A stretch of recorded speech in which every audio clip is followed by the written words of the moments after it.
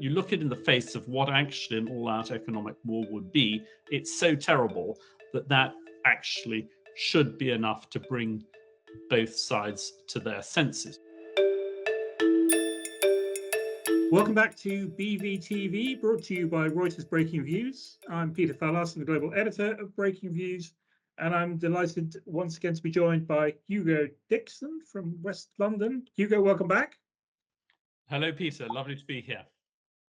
So Hugo, much of the world in the past week or so has been transfixed by flying objects over the United States, including a suspected Chinese spy balloon that was shot down, causing a bit of a diplomatic row.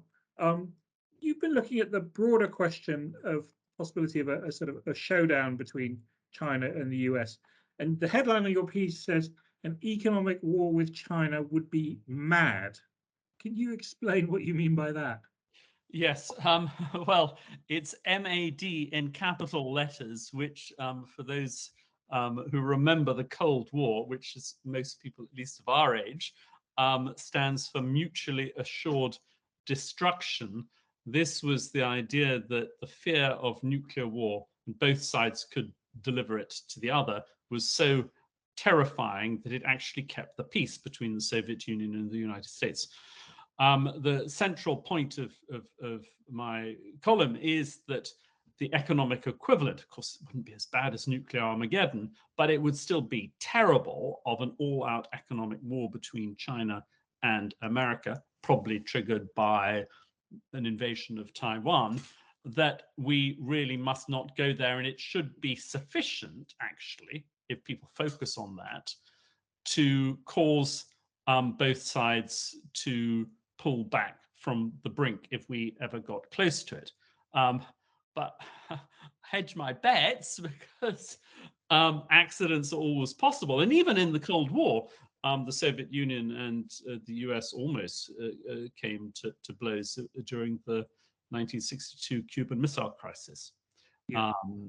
But that's the central thrust of the argument. You look it in the face of what actually an all-out economic war would be. It's so terrible that that actually should be enough to bring both sides to their senses, which doesn't mean that there won't be a lot of skirmishing, there won't be further attempts at decoupling in strategic areas, even before we got into any sort of military conflict.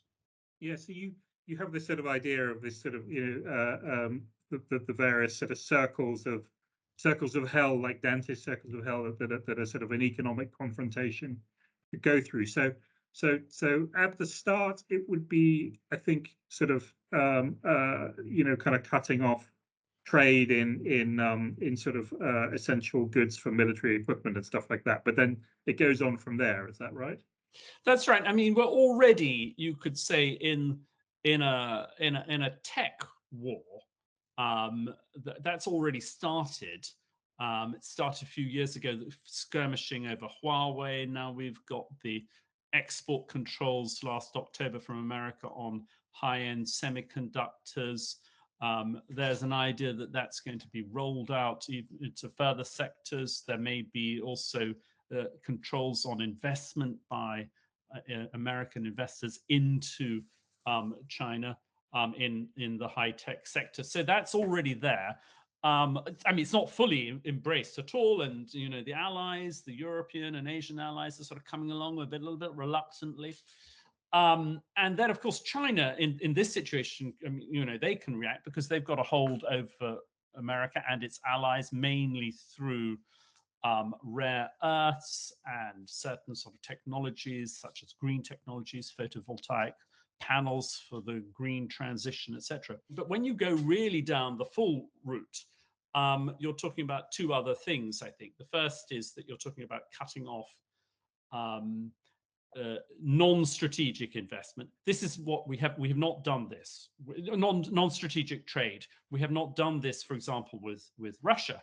The West and Russia are still trading in non-strategic things. And then finally, you go into hydrocarbons and potentially food. China is massively dependent on both of those. And I mean, you would only do these if you're already in an all-out war.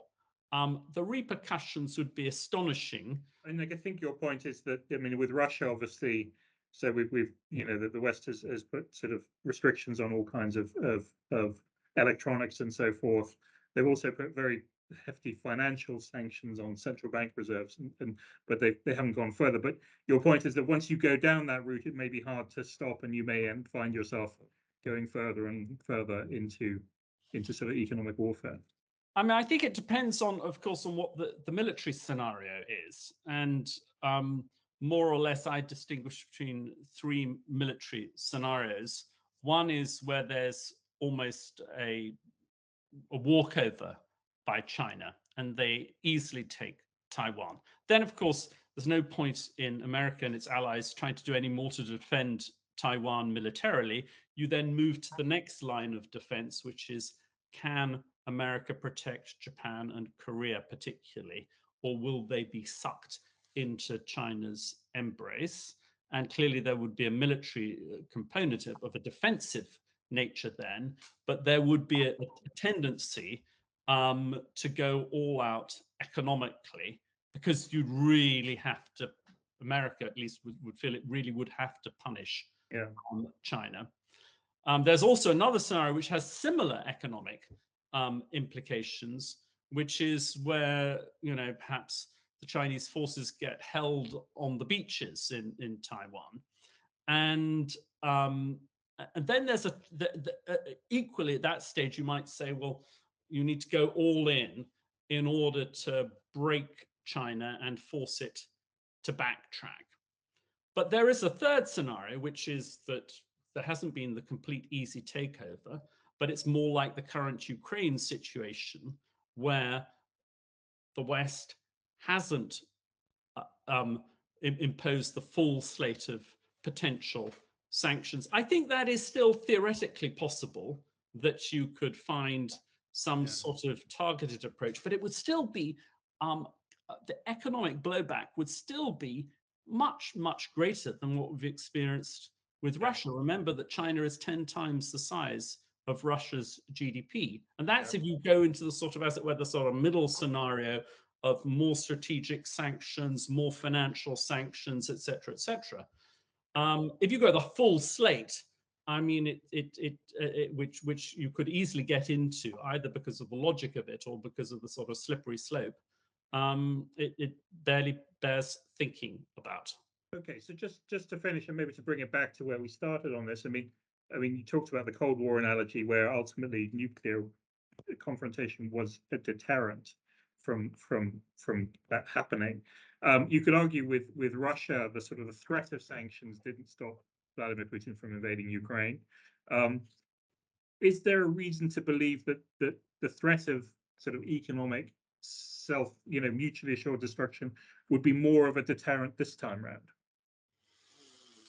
Well, I think that one of the things that we've seen with Vladimir Putin is that although it didn't deter him, it may have degraded his military effort. What has happened since 2014, both in two ways. One is that actually his ability to get equipment, and secondly, there was time to train up the Ukrainian military. So the Ukrainian military in 2022 was very different from that in 2014. One of the, let's say, silver linings of the Ukraine conflict is that China has seen this, and it's seen that it's not necessarily easy to have a walkover. So that's and Vladimir Putin probably didn't think that there were going to be even the set of sanctions that we've seen, which, as I said, are not nearly the full slate of sanctions. But now that the West has imposed them, and also now that America is already tightening the sanctions on China, even pre a conflict, that threat becomes more credible than it was a few years ago. So I think there is reason to believe it would be more effective, but not a guarantee. Okay, Hugo, we will follow this with interest, but thank you for your thoughts, and see you again soon. Thank you.